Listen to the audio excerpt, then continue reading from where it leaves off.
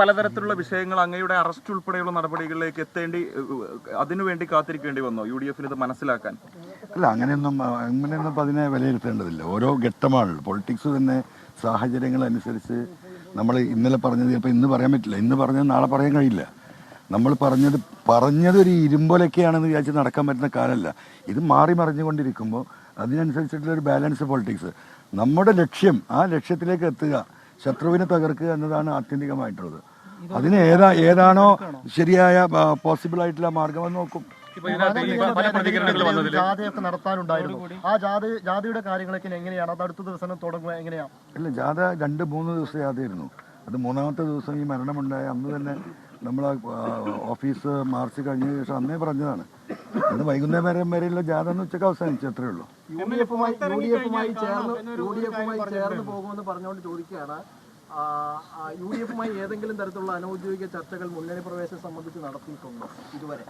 ഞാനിപ്പോ ഈ ജയിലിന്റെ അകത്ത് നിന്ന് എന്ത് ചർച്ച നടത്താം? പക്ഷേ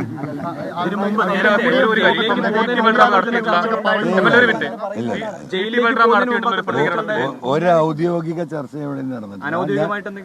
ഔദ്യോഗികമായിട്ട് ഇപ്പൊ നമ്മളൊക്കെ ഈ പേഴ്സണൽ ബന്ധങ്ങളിലെ ആളുകളല്ലേ, മനുഷ്യരൊക്കെ അങ്ങോട്ടും ഇങ്ങോട്ടും അങ്ങേ തള്ളി പറഞ്ഞ VD സതീശൻ ഉൾപ്പെടെയുള്ള നേതാക്കൾ നിലവിൽ ഈ ഒരു അറസ്റ്റുമായി ബന്ധപ്പെട്ട് പിന്തുണ പ്രഖ്യാപിച്ചിട്ടുണ്ട്. അല്ല, VD സതീശൻ എന്നെ തള്ളി പറഞ്ഞു എന്ന അഭിപ്രായം എനിക്ക് അന്നുമില്ല. ഇലക്ഷൻ കഴിഞ്ഞ ശേഷം പല സമയത്ത് നിങ്ങൾ ചോദിച്ചിട്ടില്ല. അദ്ദേഹം പത്രക്കാർ ചോദിച്ച ചോദ്യത്തിന് അദ്ദേഹം നൽകിയ ഒരു മറുപടിയിലെപ്പോഴും അദ്ദേഹം എന്നെ അന്നും തള്ളി പറഞ്ഞിട്ടില്ല, ഇന്നും തള്ളി പറഞ്ഞിട്ടില്ല. നാളെ ഞങ്ങൾ കാണേണ്ടവരാണ്, ഒരുപക്ഷെ ഒരുമിച്ച് നീങ്ങേണ്ടവരാണ്. അത് അദ്ദേഹത്തിനും അറിയാം, എനിക്കും അറിയാം. അതുകൊണ്ട് ആ ഒരു ചോദ്യത്തിലൊന്നും ഒരു അർത്ഥമില്ല. ഇവിടെ പിണറായി സത്തെ താഴെ ഇറക്കുക എന്ന ഒറ്റ മുദ്രാവാക്യമേ TV അൻവറിനെ സംബന്ധിച്ചേ ഉള്ളൂ.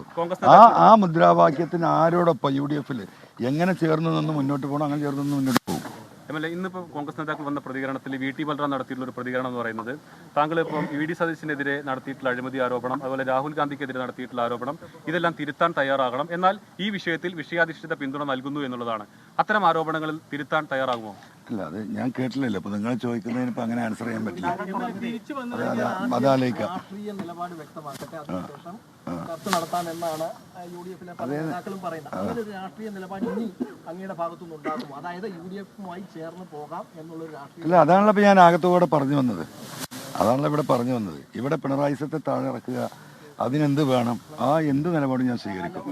ഒരു സംശയം കൊണ്ട് ചോദിക്കാം, ഇതുവരെ ഒറ്റയാൾ പോരാട്ടമാണ് നടത്തിയിരുന്നെന്ന് പറഞ്ഞു. അതുകൊണ്ട് അപ്പൊ ഇനിയിപ്പം UDF-മായി ചേർന്ന് മുന്നോട്ട് പോകും എന്നതാണോ? അല്ല, എന്ന് വേണമെങ്കിൽ നിങ്ങൾക്ക് കണക്കാക്കാം. എന്തായാലും പിണറായി സത്തെ തകർക്കാൻ ഇവിടെ ഇപ്പോൾ മുൻഗണനയിലുള്ള ഇവിടുത്തെ പ്രതിപക്ഷം ഇവിടുത്തെ UDF-ആണല്ലോ. അവരോടുമായി സഹകരിച്ച് എന്റെ ശക്തി കൂടി അതിന് പകരുന്ന നിലപാടായിരിക്കും. ഇപ്പൊ ജയിലിൽ പോകുന്നതിന് മുൻപ് പല ദുരനുഭവങ്ങൾ ഉണ്ടാകാൻ സാധ്യതയുണ്ടെന്ന് അങ്ങ് പറഞ്ഞിരുന്നു. ആദ്യഘട്ടത്തിൽ മഞ്ചേരി സബ് ജയിലിലേക്ക് കൊണ്ടുപോകുന്നു പറഞ്ഞു, പിന്നീടാണ് തവനൂരിലേക്ക് മാറ്റുന്നത്. അത്തരം എന്തെങ്കിലും അനുഭവം ഉണ്ടായോ? ജയിലിലെ കാര്യമൊക്കെ വളരെ മോശമായിരുന്നു. ഒരു MLA എന്ന നിലക്ക് കിട്ടേണ്ട ഒരു പരിഗണനയും കിട്ടിയിട്ടില്ല. മനസ്സിലായില്ലേ? അപ്പം അത് ഞാനിപ്പോൾ പറയാത്തതെന്ന് വെച്ചാൽ പൊതുവിൽ MLA-മാർക്കുള്ള പരിഗണന എന്താണ് എന്നുള്ളൊരു സത്യത്തിൽ എനിക്കറിയില്ല. അല്ല, മോശമായ സ്ഥിതി തന്നെയായിരുന്നു. ഭക്ഷണം ഞാൻ കഴിച്ചിട്ടില്ല, കാരണം കഴിക്കാൻ പറ്റുന്ന ഭക്ഷണമല്ല എനിക്ക് കൊടുത്തു തന്നിട്ടുള്ളത്. ഞാൻ എന്താ പറയുക, രാവിലെ ഒരു ചായ കുടിച്ചു, ഒരു കഷ്ണം ചപ്പാത്തിയും കഴിച്ചു. അപ്പോൾ ഇല്ലല്ല, വേറെ ഉച്ചയ്ക്ക് ശേഷം കൊണ്ടുവന്ന ഭക്ഷണം എനിക്കത് കഴിക്കാൻ എനിക്ക് എന്തോ ഇനിയിപ്പോൾ 10 ദിവസം ഭക്ഷണം അല്ലെങ്കിൽ വെള്ളം കുടിച്ചാൽ ജീവിക്കല്ലോ. അല്ല, ഇവിടെ കൊടുക്കുന്ന ഭക്ഷണം തന്നെ, ഞാൻ ആ ഭക്ഷണത്തിനെ കുറ്റില്ല. ഇവിടെ അങ്ങനെ എല്ലാം മോശമാണെന്ന അഭിപ്രായമൊന്നും എനിക്കില്ല. നമ്മൾ തടവുകാരുമായിട്ടൊക്കെ സംസാരിച്ചാണ് ആ കാര്യത്തിലൊക്കെ എന്താ പറയുക, മോശമല്ലാത്ത രീതിയിൽ ജയില് ഇവിടുത്തെ അധികാരികൾ കൈകാര്യം ചെയ്യുന്നുണ്ട്. ഞാൻ എൻ്റെ മാത്രം TV അൻവർ എന്ന് പറയുന്ന വ്യക്തിയല്ല, കേരളത്തിലെ നിയമസഭാ സാമാജികന് ഒരു MLA-ക്ക് കൊടുക്കേണ്ട പരിഗണന എനിക്കതറിയില്ല. കാരണം ഒരു MLA-ക്ക് ഒരു ജയിലിൽ കൊടുക്കേണ്ട A ക്ലാസ് പരിഗണന എന്താണ് എന്ന് പഠിച്ചിട്ട് വേണം ഇവരെന്നോട് ചെയ്തത് ശരിയാണോ അല്ലേ എന്ന് എനിക്ക് പറയാൻ. മനസ്സിലായില്ലേ? എനിക്ക് ഒരു സാധാ തടവുകാരുടെ സാഹചര്യത്തിൽ നിന്നൊരു കട്ടിലെന്ന് പറഞ്ഞാൽ മനസ്സിലായില്ലേ, കോട്ട്, അതല്ലാതെ വേറെ ഒന്നും ഉണ്ടായിട്ട് ഒരു തലയണ ഞാൻ ചോദിച്ചിട്ട്, അല്ല പറയട്ടെ, തലയണ ഞാനിപ്പോൾ ഇങ്ങനെ ഒരു ഗിഡിനെസ്സിലാണ് നിൽക്കുന്നത്, എനിക്ക് തല ഇറങ്ങുന്നത്. എൻ്റെ പെരടിയിൽ എനിക്ക് ചെറിയ പ്രശ്നങ്ങളാണ്. അപ്പോൾ ഒരു എന്താ പറയുക, സോഫ്റ്റ് ആയിട്ടുള്ള ചെറിയ തലയണ വെച്ചേ കിടക്കാൻ പറ്റുള്ളൂ. എന്തെങ്കിലും ഒരു സാധനം തരാൻ പറഞ്ഞിട്ട് ഇന്നലെ രാത്രി തൊട്ടിട്ട് ഇന്ന് വൈകുന്നേരം വരെ ചോദിച്ചിട്ടും അത് അവിടെ തരാൻ എന്താ പറയുക, ഇവിടുത്തെ സൂപ്രണ്ട് തയ്യാറായിട്ടില്ല. ഇത്തരം കാര്യങ്ങളുണ്ട്. അത് ഞാൻ ആദ്യം എന്ത് പരിഗണനയാണ് ഒരു MLA-ക്ക് കൊടുക്കട്ട് എന്താണ് നിയമം അതിൽ അനുശാസിക്കുന്നത് എനിക്ക് അറിയാത്തതുകൊണ്ട് ഇപ്പം ഞാനത് പറയുന്നില്ല. എന്നാൽ സംഗതി മോശമായിരുന്നു. കൂടെ ആളുണ്ടായിരുന്നു മറ്റുള്ള ഇല്ല ഒറ്റക്ക് അറിയില്ല. അല്ല, ഭക്ഷണം മോശമാണ് എന്ന് ഞാൻ പറയാൻ കാരണം എനിക്ക് ആ ഭക്ഷണം തൃപ്തിപ്പെട്ടില്ല. എന്തുകൊണ്ട് തൃപ്തിപ്പെട്ടില്ല? എനിക്ക് ഞാൻ പറഞ്ഞല്ലോ, ഭക്ഷണമാണല്ലോ ഇവിടെ പലപ്പോഴും ആളുകളെ വഴിയാധാരാക്കല്.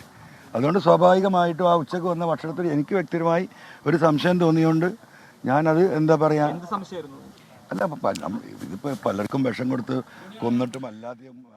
DF ഓഫീസ് ആക്രമണ കേസിൽ ജാമ്യം ലഭിച്ചതിന് പിന്നാലെ പുറത്തെത്തിയതിനു ശേഷം പ്രതികരിക്കുകയായിരുന്നു PV അൻവർ. ഇതുവരെ നടത്തിയത് ഒറ്റയാൾ പോരാട്ടമാണ്. ഇനി പിണറായിയുടെ ഭരണകൂട ഭീകരതയ്ക്കെതിരെ UDF-ഉമായി കൈകോർത്ത് പോരാട്ടം നടത്താനും താൻ തയ്യാർ, അതിനെന്ത് വിട്ടുവീഴ്ചയ്ക്കും താൻ തയ്യാർ എന്നുള്ള പ്രതികരണം കൂടി PV അൻവർ നടത്തുന്നു.